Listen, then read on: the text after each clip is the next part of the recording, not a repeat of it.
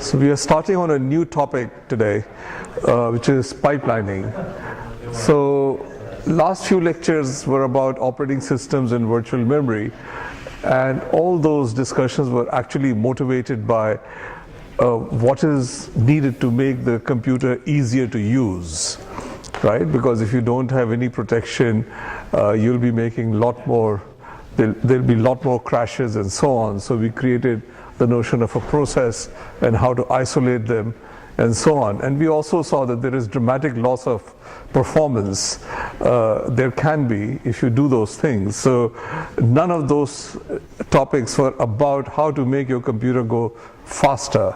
It was about how to provide this service and not lose too much performance, right? So that's what the essential idea was. While the next few lectures are all about how to make your computer go faster, right? So pipelining is the main technique we use for that, and we'll be learning the fundamentals of pipelining and then applying it to processors. So today's lecture is not so much about processors, it's just about understanding what pipelining is, and let's see how it goes.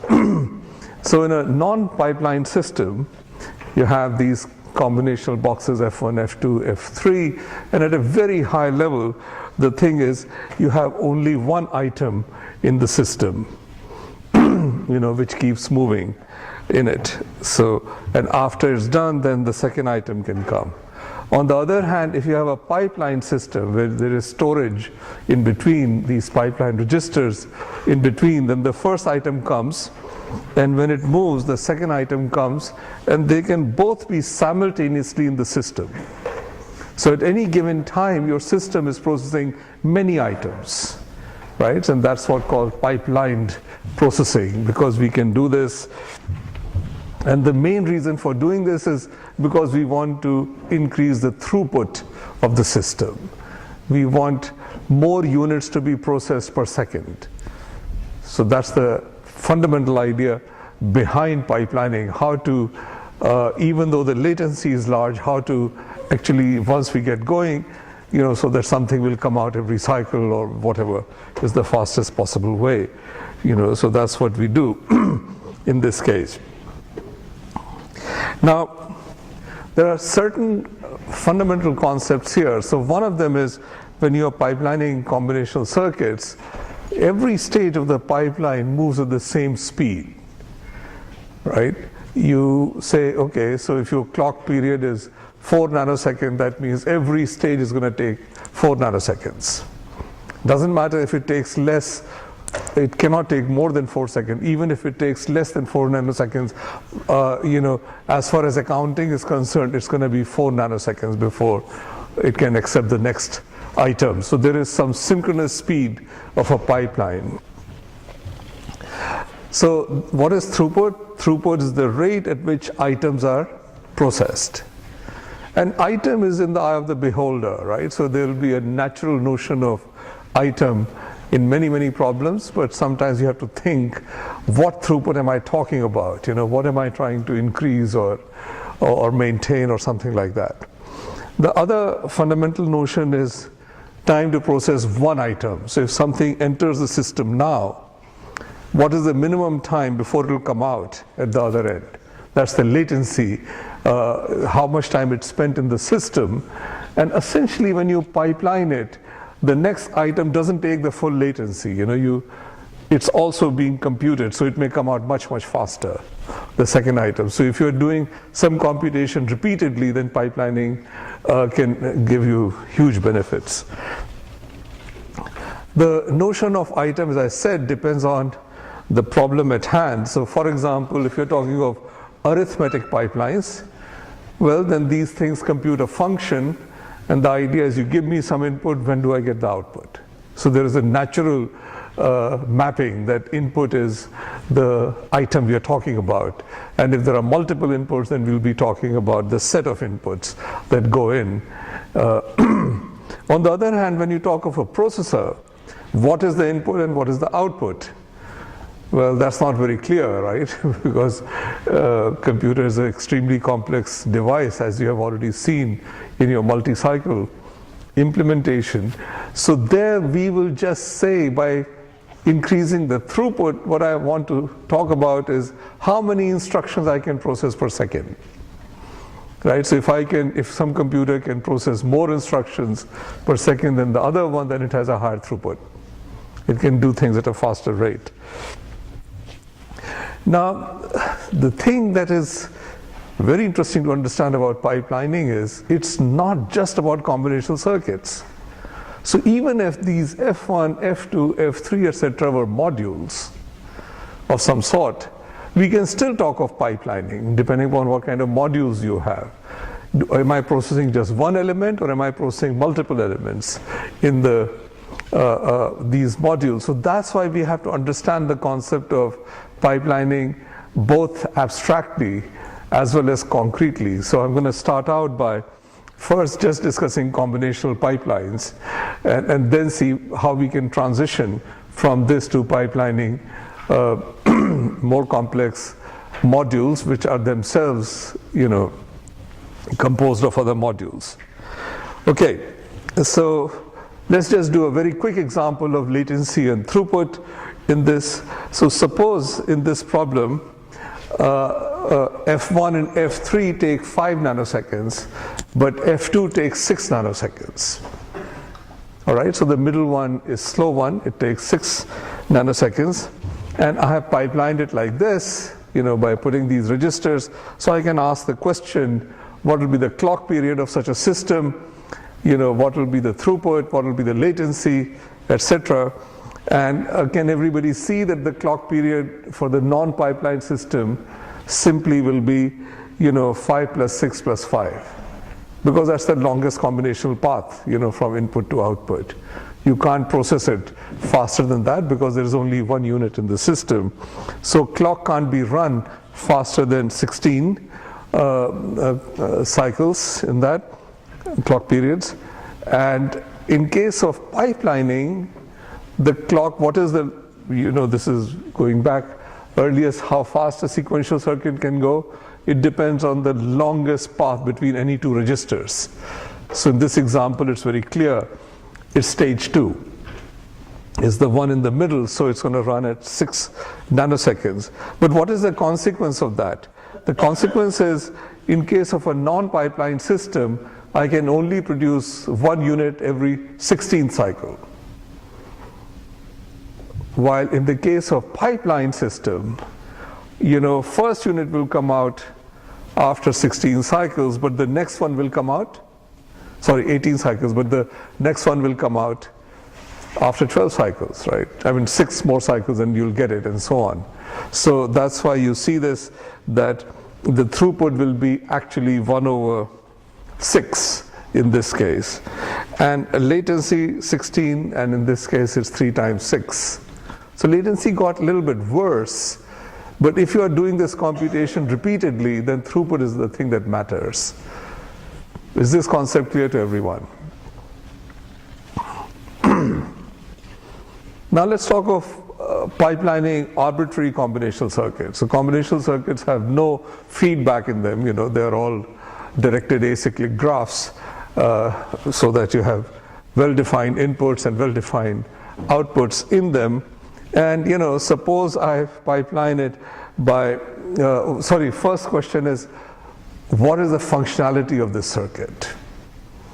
Now that question in case of combinational circuits is very easy, that F produces F of xi, G produces G of xi, right? And H takes those two things and produces the output.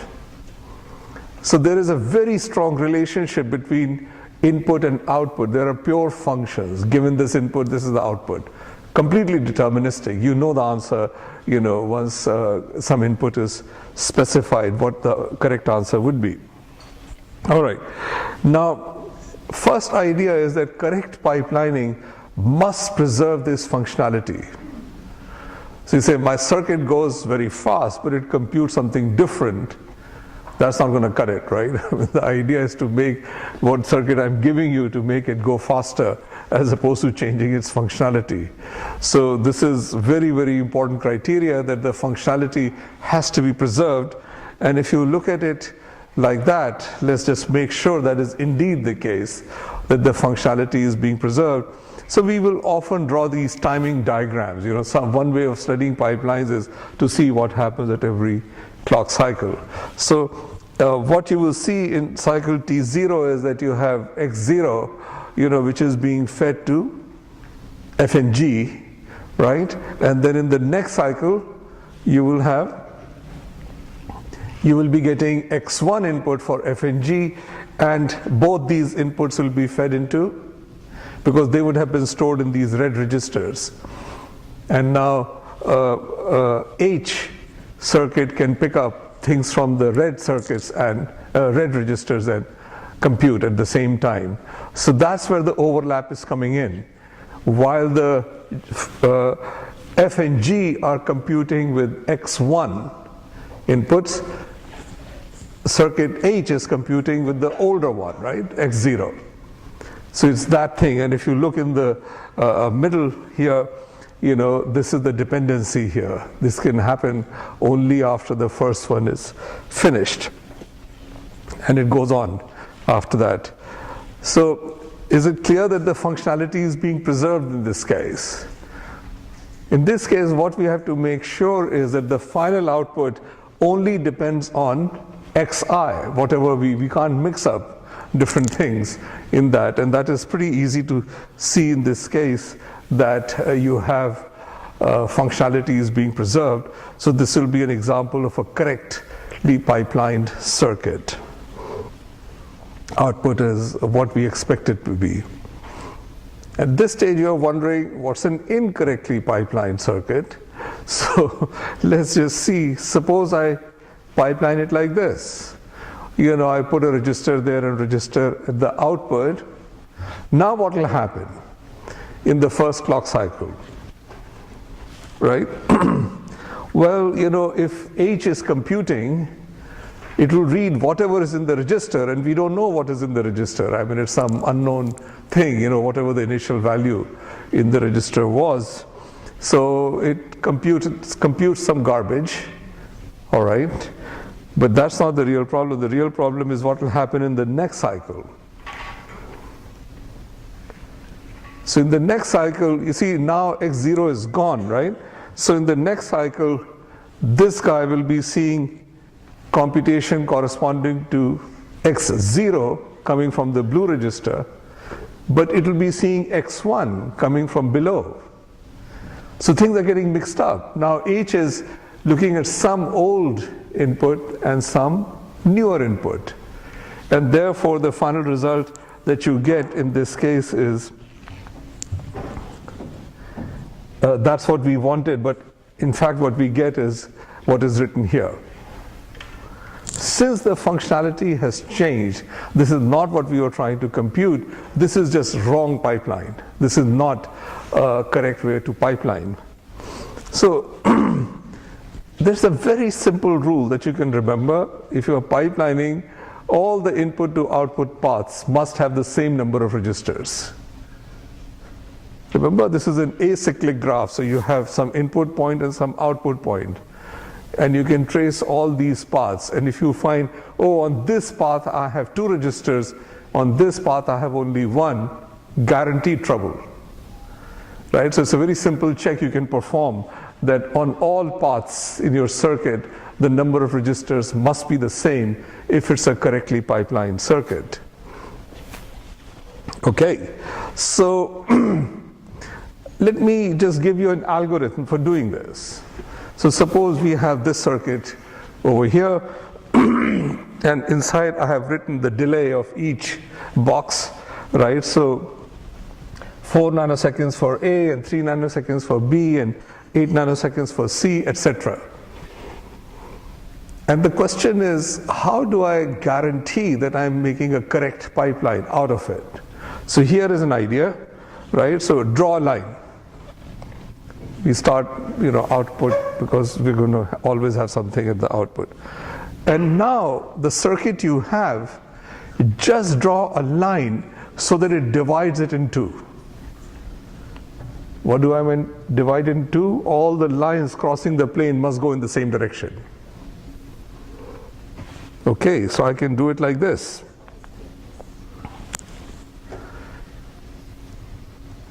Does everybody agree that partition P1 is dividing up the circuit into two parts? There is a left part and there is a right part.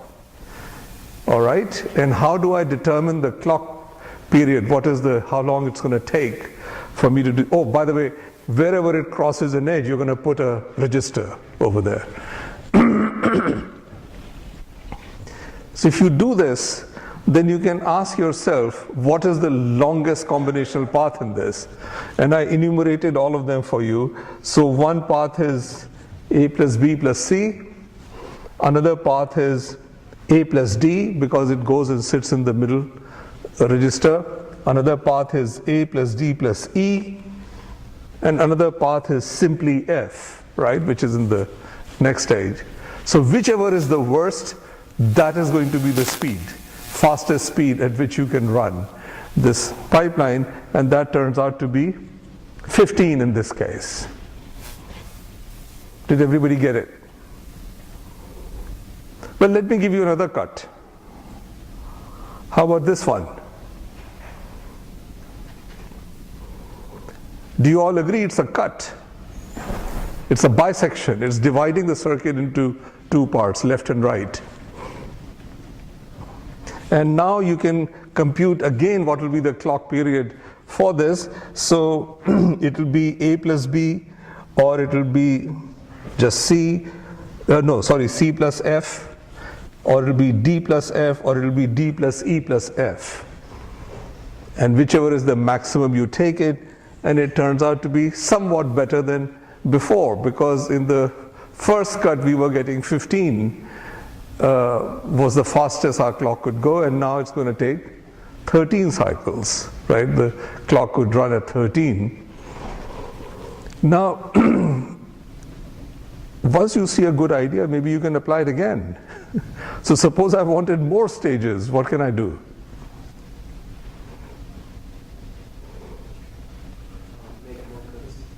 Make more cuts.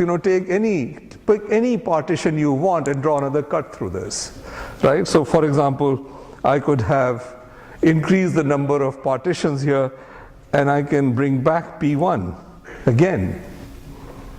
So now I have a three-stage pipeline. I have divided into three circuits: stage 1, stage 2, stage 3.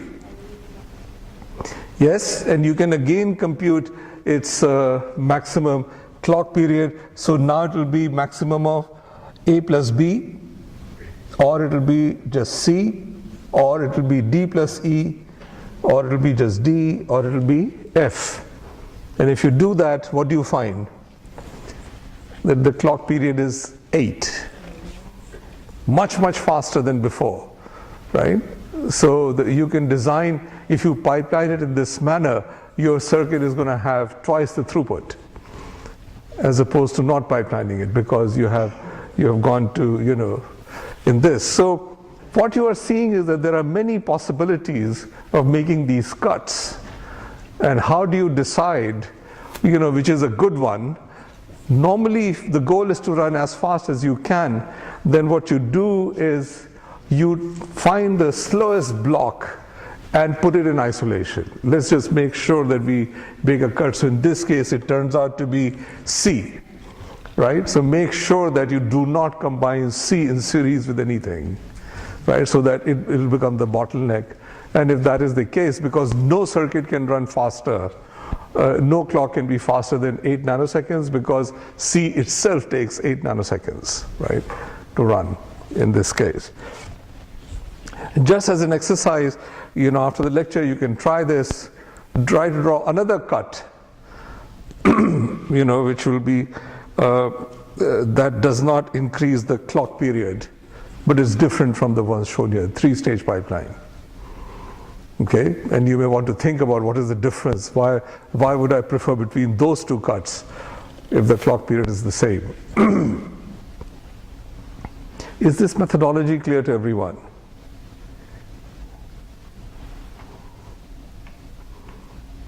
I mean, you can just think of it as dividing up a graph, right? It's a directed graph.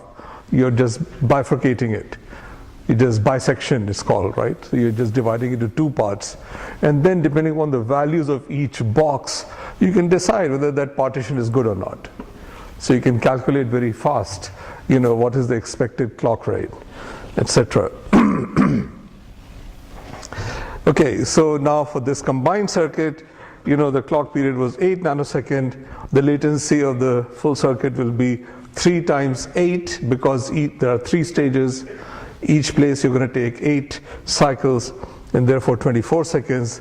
And the throughput will be, you'll be producing a new answer every 1/8th cycle. Good. Okay. Now, there is some good news.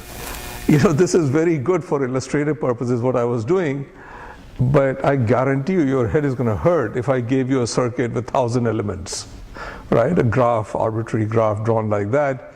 So fortunately for us, there are many tools out there in the marketplace, right, which automatically pipeline Boolean circuits. So if you give them a combinational network and you say, my goal is to divide this up into 5 stages or 6 stages, right, it'll do that for you optimally.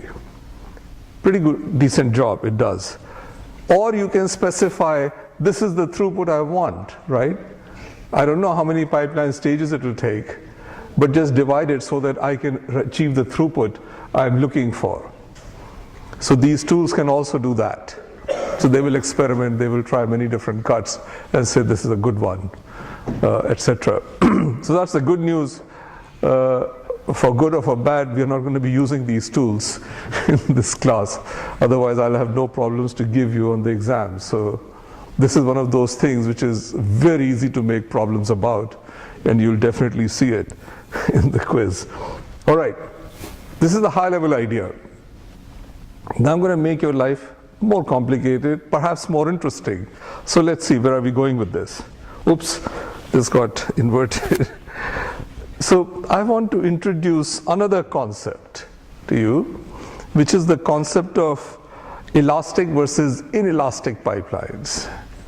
Inelastic pipelines are sometimes also called synchronous pipelines. So the way I was inserting registers in my thing, it was a synchronous pipeline. Everybody moved simultaneously. Yes, all the stages of the pipeline, move. But in a realistic situation, suppose the circuit is being fed by some input queue and there is some output queue over there. There may be gaps in the input queue. You may not get something every cycle. Then what should happen in the pipeline case? Well, if you have a synchronous pipeline, you say it doesn't matter, just keep computing even though there is garbage over there. But it will be more satisfying if the pipeline actually fired when there was something in the input queue. Okay, that's how we looked at it earlier when we were studying sequential circuits, that if you had to pipeline a combinational circuit, we have an input FIFO, output FIFO, right? We move things when there is something here and there is space in front. In fact, that idea is applicable to pipelines, and it results in much more flexible pipelines. So instead of using these one-element registers, I could have used one-element FIFO over there. I can, turn this into FIFO-like device, and now these stages are connected via FIFO. And FIFO behaves a little bit like a spring, right? If there is nothing there, it does nothing. And it makes the circuit quite independent. In synchronous pipelines, you have to pay attention to the whole thing, end to end. What's happening, right? There are issues about starting and stopping synchronous pipelines. But in these flexible pipelines, it's absolutely a local decision. What is the local decision? If there is something in your input queue and there is space in the output queue, then you can just compute it, right? So it will take 3 rules to describe this lower pipeline. So this is why it's called more elastic. And do I have animation here? For this, I have destroyed the animation. I had a good one to show that in this pipeline you may have 1 token inside, you may have 2 tokens inside, you may have 3 tokens inside. In all cases it will work correctly, right? And it will also start properly and it will drain properly. So there is some advantage of thinking of it in FIFO terms because things will be better. In this class, after today's lecture, we'll be dealing exclusively with these elastic pipelines. Instead of using registers, for pipeline stages, we'll be using these small FIFOs, 1-element FIFO, 2-element FIFOs, and so on over there. Okay, so let me just contrast it a little bit more. Why do I believe in these more elastic, more flexible pipelines, more asynchronous pipelines, where the timing of things do not matter as much? I'm revisiting the example I showed you earlier, where when I pipelined it with registers, it was just wrong. Now suppose I imitated that idea and replaced those registers with FIFOs over here. Right, so I'm not putting a FIFO in the lower. So what will happen? How will this circuit behave, right, if I do this? Now if you wrote this down in blue spec, you will discover it will not move at all. And we can actually derive that in 1 second. Somebody tell me the rule for firing of this thing. Now I can't see that. I can look at it here.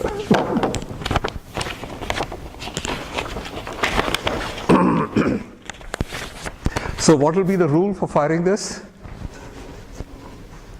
For implementing this middle box? Right? So when we can take, in F we can take A dot, sorry, not A dot D, A dot first. Yes? All right. And what am I doing with this? I'm enqueuing it in.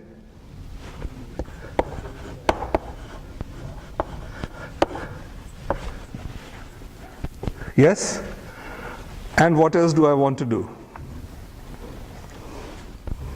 I want to do G, which is taking A dot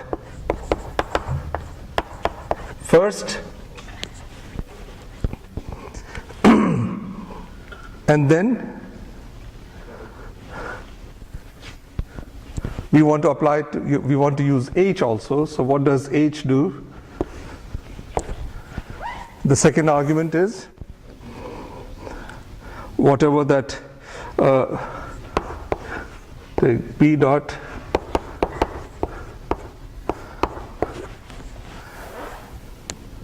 is everybody with me so far?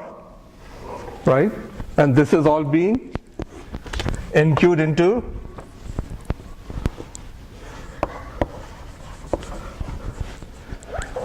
yes?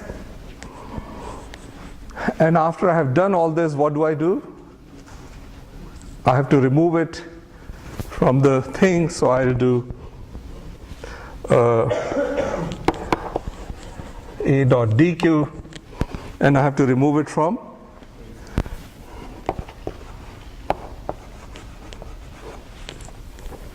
right? That's my rule.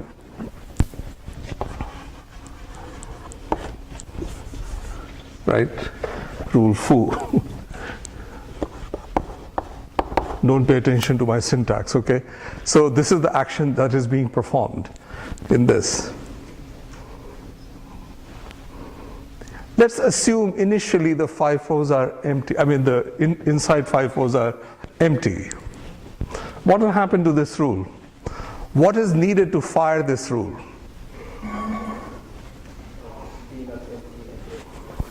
Right, so BQ not be full, right? Fine, it's empty, so that'll work. What about for this to execute, A must be not full, this must not be empty. Good.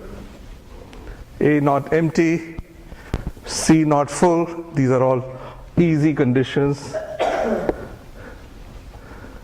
Here is the problem. What is this saying? B has to have something in it. Initially B is empty.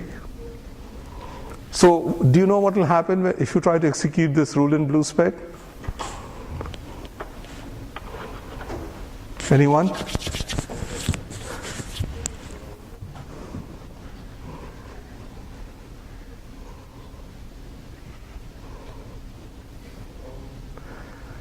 you're building this guard, right? Gigantic guard, and the guard says there must be something in A, there must be something in B, there must be space in B, there must be space in C. And you find this condition is never going to be satisfied because B has nothing in it initially, right? And if you put something in it, it'll compute some funny stuff then it'll get out of sync. So this is a very interesting thing that in BlueSpec, if you just inserted this, it's not going to produce wrong results, it actually is going to produce no results. It'll be a deadlock circuit, it'll never execute.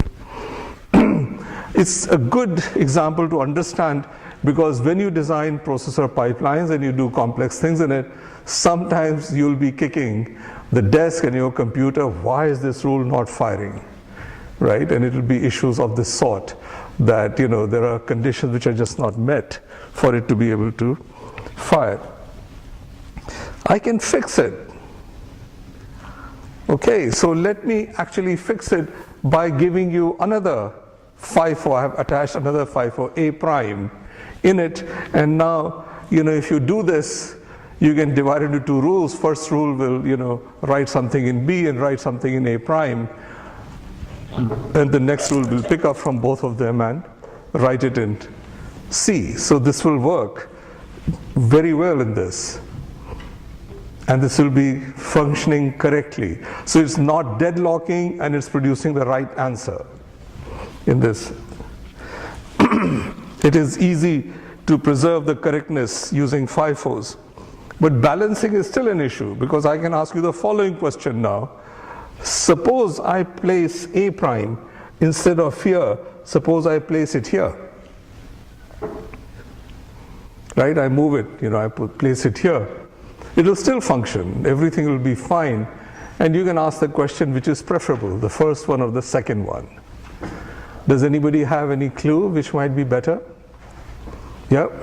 Probably the second one. The second one will be better because now you are not doing G and H in series, right? You're doing them in parallel. So still there is a lot of ingenuity required to design a good balanced pipeline, right? But if you work with FIFOs, you normally will not mess up the functionality as long as you stick to the principle that you start out with empty FIFOs. Okay, so now this is a very subtle transition, and you say, I've seen this example.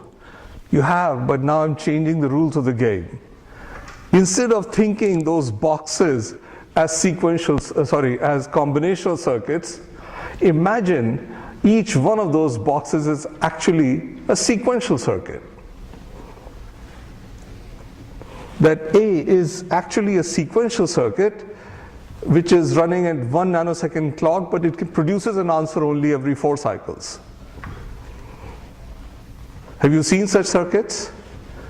Of course, when you did your, you know, multiply by repeated addition, right, or GCD or something, you know, all these things take multiple cycles before the answer comes out. So certainly there are many, many examples of this where, you know, the box, you know, you're implementing it as a sequential circuit, though at some high level its functionality is very clear. It's like a function. You give this input, this is the output that comes out. So every combinational circuit can be represented by a function, but sequential circuits, some of them also have a very easy meaning. If you give me this input, sooner or later you'll get an answer corresponding to it. We can even simplify our lives and say the answers always come out in order, etc. So if you do it like that, that's why I turned them into yellow, because I don't know if I'm 100% consistent, but I try to use blues when it's combinational and try to use yellows when it's stateful, it's a module of some sort. You should be able to write this diagram also, and conceptually you can say, I can introduce FIFOs here and make sure that these things will execute in parallel. They may execute in parallel anyway, even without any help. That depends on the structure of these designs. But by introducing FIFOs, you'll make sure that first computation happens, it goes into the set of FIFOs, and then in the next phase, all the middle ones will be busy simultaneously, and in the last stage you'll be computing F, and all these three things could be three sets of modules, could be processing three different sets of inputs. F will be processing the oldest one, the one in the middle will be processing the middle one, and the ones in the beginning will be processing the latest input coming into the circuit. Does everybody see the correspondence that just as we were pipelining combinational circuits, we can also pipeline sequential circuits? Okay, let the number of, I have already said all this, right? So stage 1 will take 7 cycles, 8 cycles, 5 cycles. On an average, we can't process inputs faster than the slowest stage. So whenever you have to think like that, it's not a theorem about combinational circuits or sequential circuits.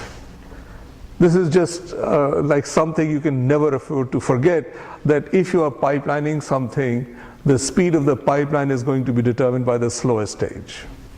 There is nothing you can do about it. I mean, that's just a fundamental theorem. It cannot go faster than the slowest stage in your system. And also there is a decoupling here of clocks versus pipeline stages which do some more well-defined work at some higher level. Right? So we are not talking of clock speeds, because clock speeds will depend upon the same old question of, what is the longest combinational path between two registers. So for all I know, there is a module there which is slowing down the clock.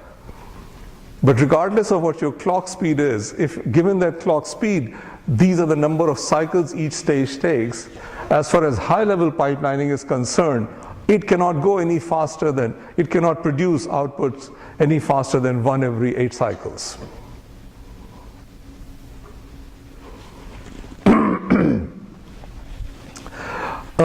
This is just a word of notational issue, that we usually will not draw two FIFOs cascaded like this, because we can just draw one FIFO. And that is because we don't specify until we write code, how big a FIFO you want. So FIFO, whenever I draw, it's any size you want. And in fact, I will not use this fact, but if you make it size 0, then it will become a combinational path. It will just become a wire, right? In that. Oops, sorry. And sometimes when you're trying to analyze these circuits, because it will get difficult, you should always make the following assumptions on the FIFOs that enter the system. If you want, you can just assume there is always a token available there, right, to get it going. This is often called the infinite source assumption. You have as much work as you want to do. And similarly, at the output, you can imagine it's not being blocked by output if it's truly the output of the system. Though our system will work correctly if it's blocked, I'm just saying for analysis purposes, you can assume that it's like an infinite sink at the output. Things can be removed as fast as you want. That way we only worry about the problems we are creating in our designs inside the circuit. Okay, there is one more notion that you have to understand, because it will come up. This will become part of our jargon starting next lecture, and that is the concept of a pipeline bubble. Pipeline bubbles happen because the amount of time a module takes may be variable, right? Sometimes it takes 1 cycle, sometimes it takes 2 cycles, sometimes it takes 20 cycles, right? So we can say, well, I expect this module to execute in 1 cycle, but in some bad cases, it might take longer. So what happens when when you see this variability in the system? Now let's analyze this very simple system where G always takes 1 cycle, but F takes either 1 cycle or 2 cycles depending upon the input data it receives. Is the problem clear to everyone, right? So F stage takes either 1 cycle or 2 cycles, and so now let's, for analysis purposes, for this example, I'm going to deal with 4 inputs, and let's assume x0 and x2 each take 1 cycle, while x1 and x3 take 2 cycles. And one way to visualize what will go on here is to again draw a timing diagram of this. So I have drawn a diagram what's happening in the F stage, what's happening in the G stage. So we start out, we have x0 happening in t0, right? And what will happen after 1 cycle? The data will be available, so G will start, and at the same time F will start processing x1, but x1 takes 2 cycles, right? So x1 will take 2 cycles. Now the question is, what happens here? Can everybody see that there is nothing for G to do at this point?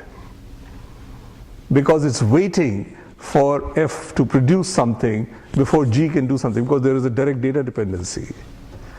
So we will say there is a bubble in the pipeline. In that particular cycle, nothing is going to come out of the system, right? There's a gap.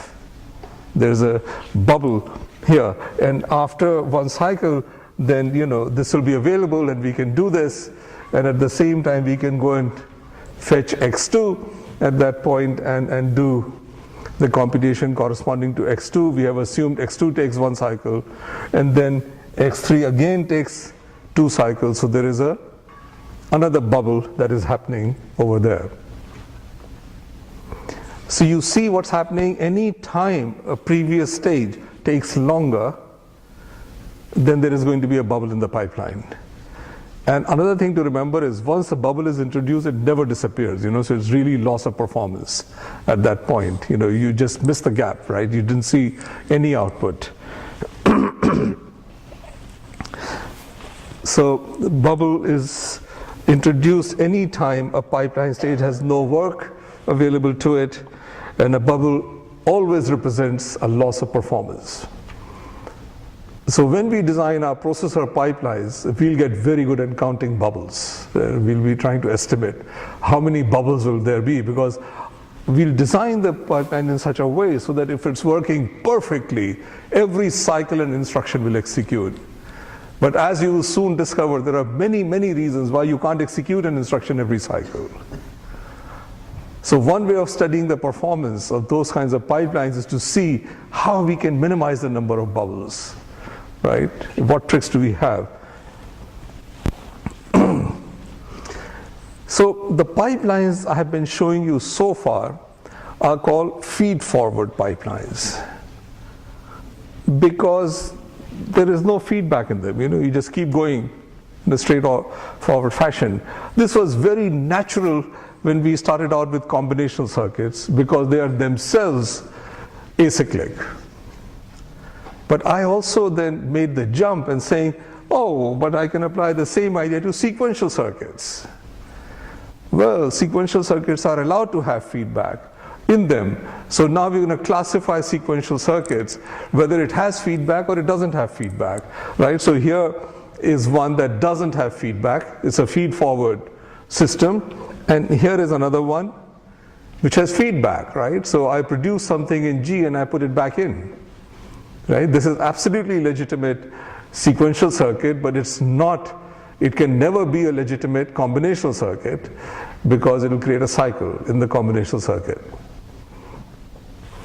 Now the thing we have to learn about this is feed-forward pipelines have no feedback loops, easy to insert pipeline stages. So far, whatever you have seen in this lecture is applicable to any feed-forward pipeline. But the moment you have with feedback loops, the problem is the moment you have feedback loop, if you just insert a FIFO in it, it can completely change the functionality. It'll become a different circuit. So in this, for example, I said, oh, the circuit will go faster, let me put a FIFO here.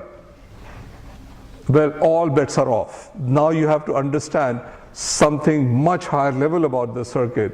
What does the circuit compute, right? So that I don't have to worry about this feedback path, or how should I deal with this feedback path. And when we design processors and when we try to pipeline processors, this is a very major issue. In processor pipelines, there will be all kinds of feedback paths that we must deal with, right?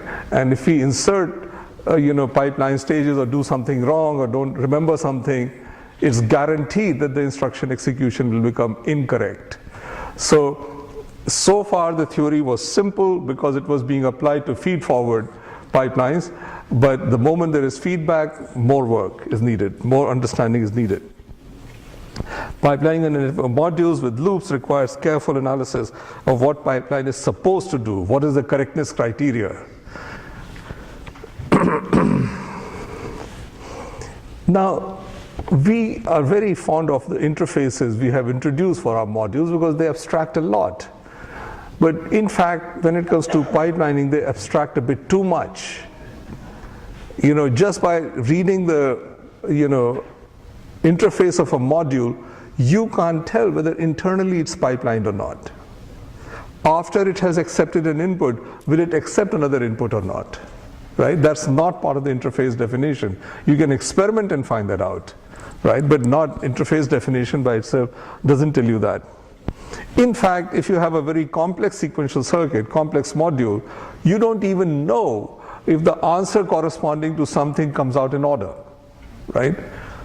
So when you start designing these things, you say, I'm going to make the assumption that this module is implemented in such a way so that it produces answers in order. Or if it doesn't produce answers in order, then I'll be tagging things. I'll be saying the input is tagged with I, and the answer corresponding it will also have the tag I on it.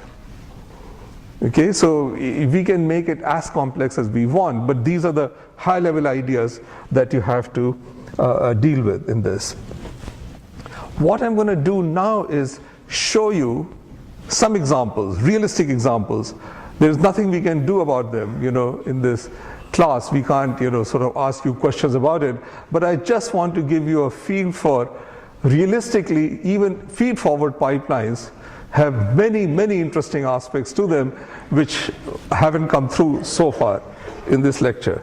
So here is a very complex feed-forward pipeline, right? So Ofdm protocols, for example, Wi-Fi protocol that you use on your computer is an Ofdm protocol. So is WiMAX protocol, so is wireless USB protocol. These are all different protocols. Fundamentally, they all have the same block diagram, right? You don't have to understand it, but you do scrambling and you do encoders and you have interleaver, mapper, pilot guard insertion, whatever that means, right? And you have FFT box in it, and then you have CP insertion, etc. So, this is, unless you work in this area, unless you design baseband for wireless protocols, really, this is a pretty advanced topic. Where does this, but you will find this in any textbook. If you were studying signal processing, you open up, it will tell you how all this happens in this. What is interesting to me in this is all these stages have straight first in, first out meaning. You put in something, something will come out. And it's always completely a function. It's always a mathematical function, input to output. That's the good news, right? Stages differ enormously in terms of complexity. Enormously, right? You can't even guess by looking at this picture how much difference is there between this box and that box, right? So when it comes to hardware implementation, you'll have to understand that, what is the difference between these boxes.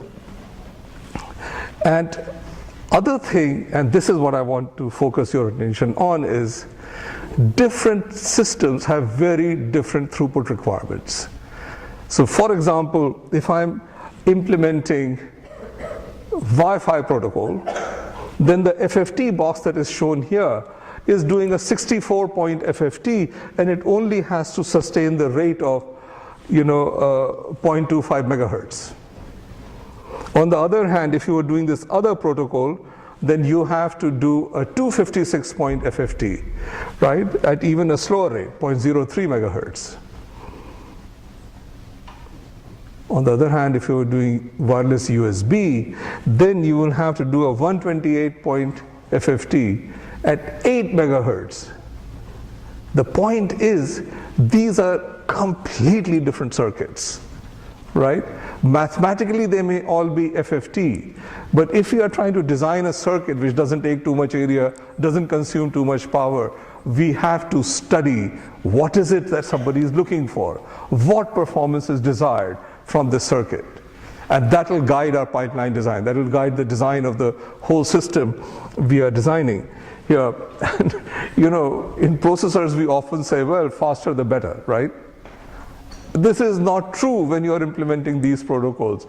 If you make your protocol run twice as fast, nobody gives a damn. You get 0 brownie points. So the goal there is how to meet the spec and consume as little power as possible. Consume as little area as possible so that you can produce a very, very cheap Wi-Fi chip, you know, which doesn't consume too much power, right? So it's these design concerns that make it so interesting to design hardware for these things. And more flexibility you have, better off you are in this. I just wanted to say here that the main issues that you will have to place is that how to minimize area, how to minimize, you know, the power consumption, and should I pipeline it, you know, because if there is a module which is too slow, you may want to internally pipeline it, etc. And I wanted to just show you this example, which is also FDM, you know, 802.11. So I'm giving you more expanded version of it. Another thing that did not come through even in that complex picture was, what is the size of these data paths? So if you see here, you know, you start out with 24 bits and it becomes 48 bits, and suddenly the mapper turns this 48 bits into 64 complex numbers, right? So this arc here represents a lot of data is being transmitted. And you will have to decide whether it's going to be transmitted serially or in parallel on your machine or in your design, right? So there are issues like that. And what is even more interesting is when you do more analysis of this, you will discover that 85% of the area in this computation is consumed by FFT. The amount of code you write tells you nothing about how big it's going to be, how fast it's going to run. Right? So these are the kind of issues that come up, and we'll start with the processor pipelines next time and see what additional issues will arise. Thank you.